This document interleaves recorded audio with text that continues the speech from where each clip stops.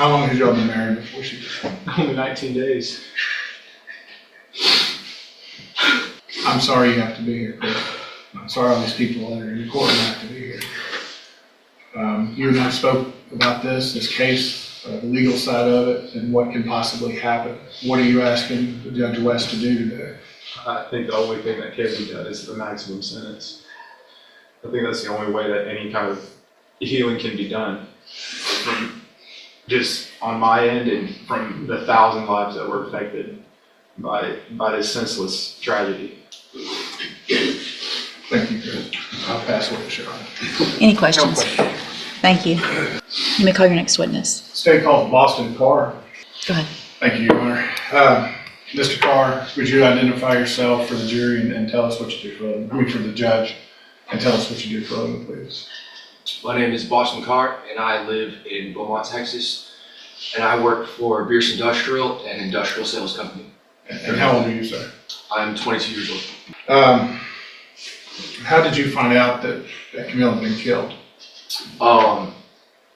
I was asleep, and my dad busted into my room, and it was about 4:30, 5 o'clock in the morning, and I remember waking up, and he just said, the girls got in an accident. My first thought was that they had to be okay. There was no way something like that could happen. And I immediately asked, are they okay? What hospital are they at? You know, what ER are they in? And all my dad could say was, they didn't make it. All I could say was no. Just no, no. And I jumped out of bed and I still just couldn't believe it. There's no way. And I got dressed as fast as I could and I ran downstairs and I didn't know what I could do. I thought there was something maybe I could do. And my dad just told me, he said, Bubba, there's nothing you can do. There's nowhere you can go. Can't do anything. And since this has happened, how's it affected you, Boston?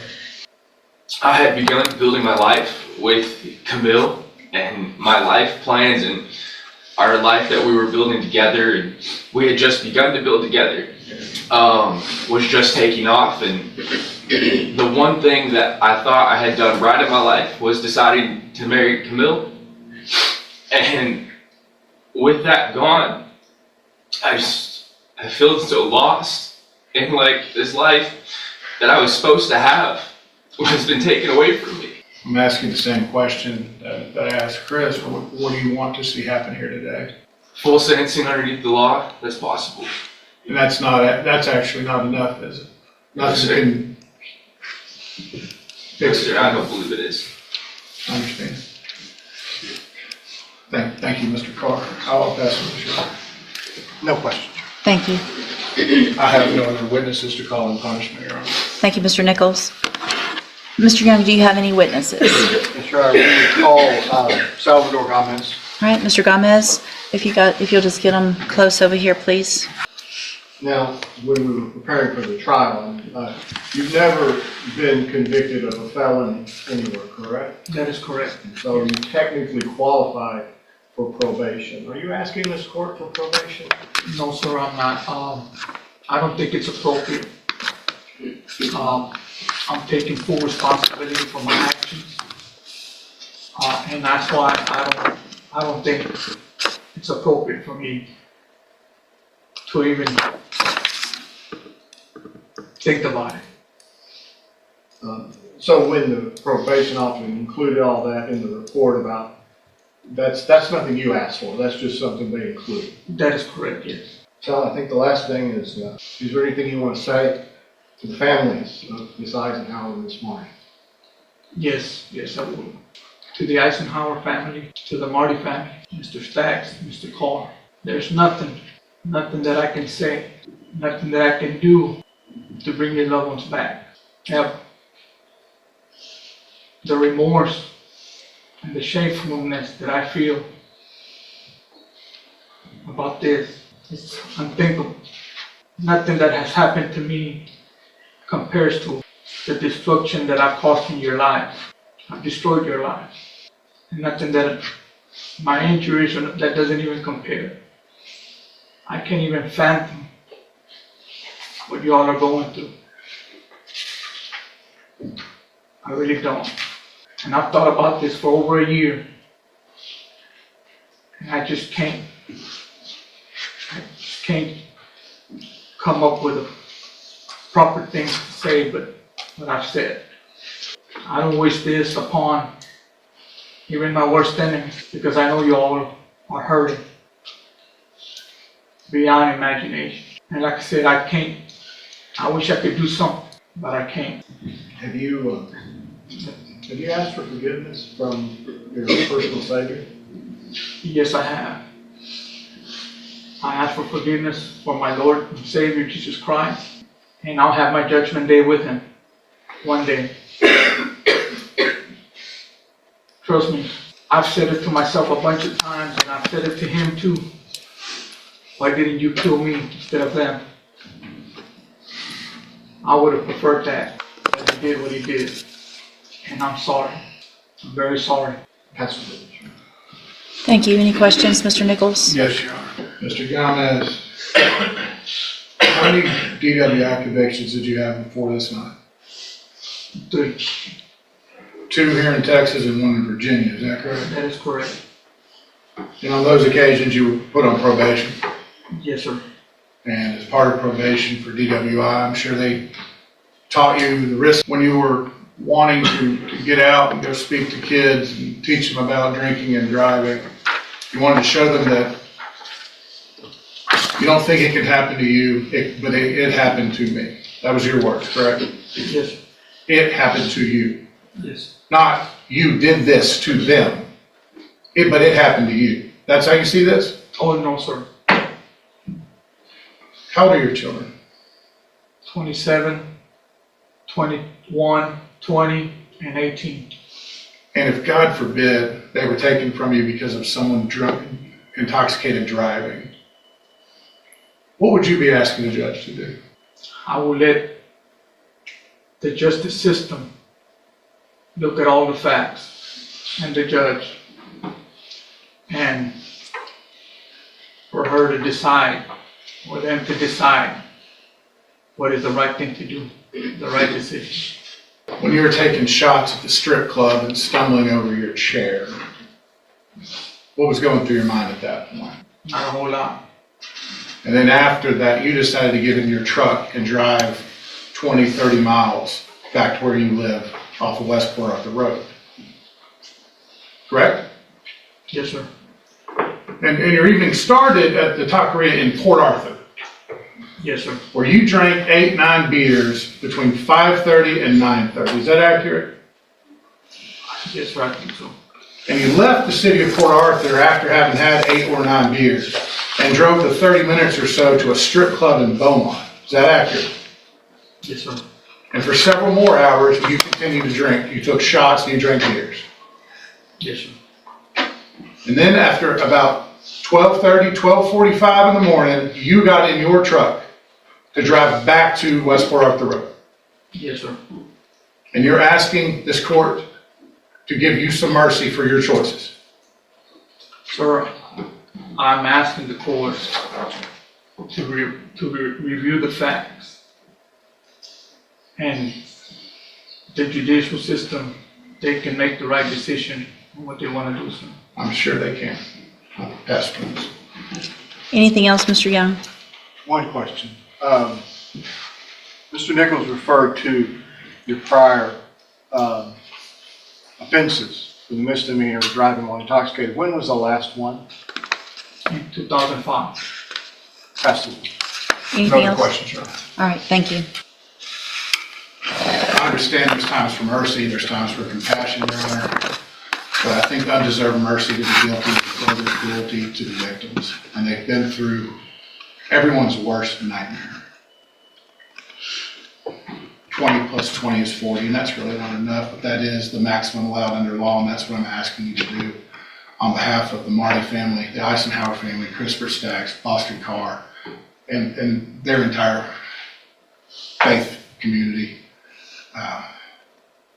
The one reason all these people, including the Gomez family, are here in this courtroom today is because of what he did, what he chose to do. And it is a tragedy up and down. And so I'm asking you to protect the citizens of Jefferson County from any chance that this could ever happen again from Mr. Gomez. Thank you, Your Honor.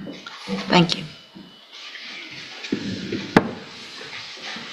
I have a question, Mr. Nichols, with regard to deadly weapon finding. I'm looking at the indictment, and it doesn't read that there's a deadly weapon. Right, I don't believe it does, Your Honor. Okay. And it's not something I looked into. Is that something I can still find if the indictment doesn't say it? Yeah, I don't have an answer for that. Okay. Do y'all know? If it's not, if it's not in the indictment? The court would have to find, it is permissible without a request, without it being included in the indictment.